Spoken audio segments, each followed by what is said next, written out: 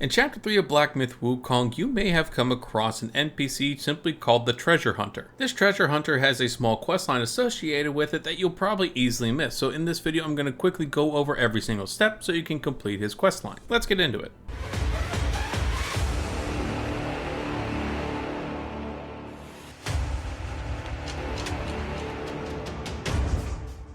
Now, to find this treasure hunter for the first time, progress Chapter 3 until you get to the Bitter Lake north shore of the Bitter Lake transportation area. This is going to be your quickest quick travel location to actually get to the treasure hunter. Thankfully, it's a pretty straight shot as long as you're following the pathing that I'm showing you here, and there really isn't a whole lot of enemies along the way until you actually get to a building in the back where you're actually going to see the treasure hunter himself getting attacked by a couple different enemies. The treasure hunter, as soon as you approach, will ask for your help to kill all these different enemies, and once you do, you are able to actually talk to him without any interruption. Now at this point, since you're able to talk to him, you want to make sure you exhaust all of his dialogue to make sure he moves on to the next location, which is further on inside of Chapter 3. Thankfully, it's not all the way to the end of Chapter 3, but it is about midway, just to give you an idea. The fast travel point you're looking for is in the Valley of Ecstasy, more specifically the Towers of Karma fast travel point. This is going to be right next to where you actually hear a treasure hunter talking to himself about how cold he is. At this point in the game, you should also have been given the Ring of Fire spell, so make sure you have this equipped before you go to this exact point and interact with the treasure hunter that's sitting freezing on a rock. All you have to do is simply use the Ring of Fire spell and you'll have a short cutscene. After you have this cutscene, you once again want to try and talk to the guy as much as possible to progress his whole entire conversation, his dialogue, to allow him to move on to the final location that we're going to next. Fast travel once again to the Valley of Ecstasy, Forest of Felicity. This should be the very first fast travel point you come across. Now follow my pathing as much as possible because we're looking for another very hidden location. Keep in mind as you're following this path that you will come across a lot of different enemies, like the ones that shoot lightning bolts at you, some of the crow enemies that teleport towards you and do a lot of different freezing attacks on you. Just keep all this in mind as you're running through this entire area. You'll eventually come across this cliff that has a few enemies staring over the edge, and you'll very quickly, as you get to the edge, see that you're able to jump down onto a large log. All you have to do is then follow the log to the ground, and you're going to see another fast travel point that you can interact with. This fast travel point, as you can tell, is called the Melon Field inside of the Valley of Ecstasy. Be prepared as soon as you go into the cave that is right next to this fast travel point, you are going to be thrown into a boss fight. Now, I'm not going to spoil the boss fight for you and the cutscene that happens after you defeat this boss. Just make sure you're prepared for it because this boss fight really tanked my PC with all the visual effects that you get from fighting this particular boss. And the cutscene afterwards is great as well, so I don't want to spoil that for you guys. Just know that after you've gone through the boss fight and gone through the cutscene, you will get the Spellbinder spell. As you can tell, it's very focused on just using your staff movements and your actual martial arts skill instead of other different spells that you can use with the Destined one. It just works like a normal spell, but again, as you can tell from reading this, it focuses more on your skills and subdues every other spell in your inventory. Now, the only negative of actually having this Spellbinder spell is that it does take away the Immobilize spell, obviously one of the better spells you have in this entire game, so it's definitely a back and forth of how you want to actually play Black Myth Wukong. I still think it's a very fun spell to use every now and then to change up the gameplay, but you guys are going to have to let me know your thoughts down in the comments. A very short and sweet walkthrough guide of a very short questline. Now, I do know that this is part of the secret ending. You do have to complete this questline to get the secret ending in your playthrough, so just keep that in mind if you are stuck on that particular step. You of course also get that hidden spell that you wouldn't be able to have in the game unless you go through this questline, so definitely another win to go through, another reason to go through this entire questline. So overall, I hope you guys did find this walkthrough guide helpful. If you did, make sure to hit the like and subscribe buttons for me down below so I know that you did, and let me know your favorite part of this questline down below in the comments. Once again, I hope you guys found this walkthrough guide helpful.